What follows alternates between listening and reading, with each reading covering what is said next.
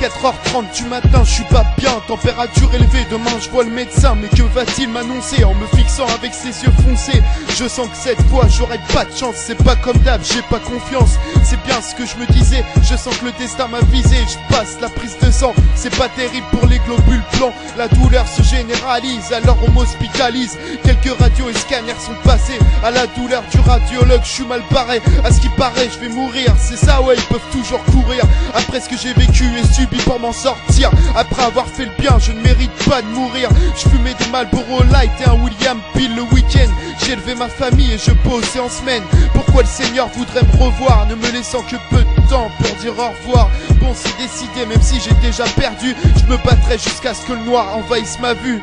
Le destin d'un simple quelqu'un qui peut arriver à n'importe qui. On rit, on pleure, on sourit, on se plaint, mais on est tous nés pour au final quitter sa vie. Chignot laser et cachet explosif, la maladie avance mais faut pas que je faiblisse. Chaque jour sera le dernier, je rallume une galop, j'écris un texte posé. Je souris à chaque blague de mes proches, ils savent pas que je vais les quitter, un trou dans chaque poche. Je veux pas les faire pleurer, ils méritent pas ça. La douleur de la maladie, je la garde pour moi. Je ne réalise pas que je suis dans le couloir de la mort. J'ai pris la peine que mérite un pédophile ou un violeur, alors que je suis honnête et travailleur. Une fois à la case, j'aurai que 25 ans au compteur. Dans ma tête, je comprends plus rien, je ressens même pas de chagrin. En fait je crois que j'encaisse bien malgré la douleur, je rassure les miens. Mon gamin va grandir sans exemple paternel, et ma femme ne sera pas veuve éternelle. Quand j'y pense, la chaleur m'envahit. Est-ce qu'après la mort il y a vraiment une vie? Aime tes proches avant leur fin, les je t'aime sur un lit d'hôpital ne valent rien. C'est près de la mort qu'on se sent en vie. Pour prouver ton amour, n'attends pas une tragédie. Fiston, ne pleure pas, si les pompiers sont là, c'est juste pour parler à papa. Garde la maison, je t'aime, prends soin de maman. Deviens quelqu'un de bien quand tu seras grand. C'est tout ce que j'ai pu dire avant de tourner la tête. Mes yeux embrumés, je monte dans le camion et ma respiration s'arrête.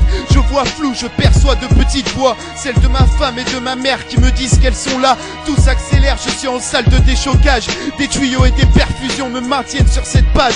Même dans cet état, j'ai la rage. J'ai pas l'âge pour côtoyer les nuages. L'oscilloscope joue avec les nerfs des docteurs, mais moi je n'ai même plus peur. J'ai vraiment du mal à respirer maintenant. Vos larmes ne seront que des chaînes entre moi et ma souffrance. Alors brisez-les, laissez-moi m'en aller. Mon père m'attend les bras ouverts dans cette immense vallée. Je dois partir, j'ai pas le choix. J'ai commencé ma route et je vous vois. Ne gardez en mémoire que mon courage et ma foi. J'ai rien fait d'exceptionnel, rejoindre l'au-delà n'est pas le plus grand de mes exploits. Et si tu considères ta vie comme un fardeau, sache que c'est ton plus beau cadeau. Certains luttent pour vivre quelques heures, toi tu les gâches pour une simple rancœur.